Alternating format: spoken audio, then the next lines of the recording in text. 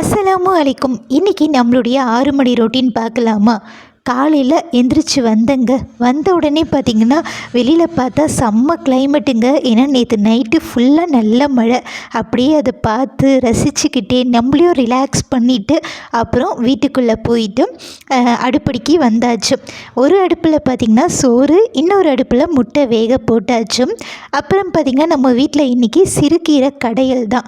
So நம்ம process start பண்ணும்போதே பார்த்திங்கன்னா ஃபஸ்ட்டு கீரையை நம்ம தண்ணியில் போட்டு வச்சுட்டோம் ஒரு 5 நிமிஷம் 10 நிமிஷம் அப்படின்னா அந்த கல்லோ மண்ணோ ஏதாவது தூசு எதுவாக இருந்தாலும் பார்த்திங்கன்னா அடியில் அழகாக போய் தங்கிக்கும். அப்புறம் நம்ம நல்லா வாஷ் பண்ணி நல்லா அலசி ஒரு 3-4 வாட்டி வாஷ் பண்ணி எடுத்துட்டோன்னா சுத்தமாக மண்ணே இருக்காது. இந்த மாதிரி ட்ரை பண்ணி பாருங்கள். நம்ம எடுத்த உடனே அப்படியே தண்ணியில் போட்டு அலசி ஒரு 3 தண்ணியில் நீங்கள் வாஷ் பண்ணாலுமே லைட்டாக மண் இருக்கிற மாதிரியே இருக்கும்.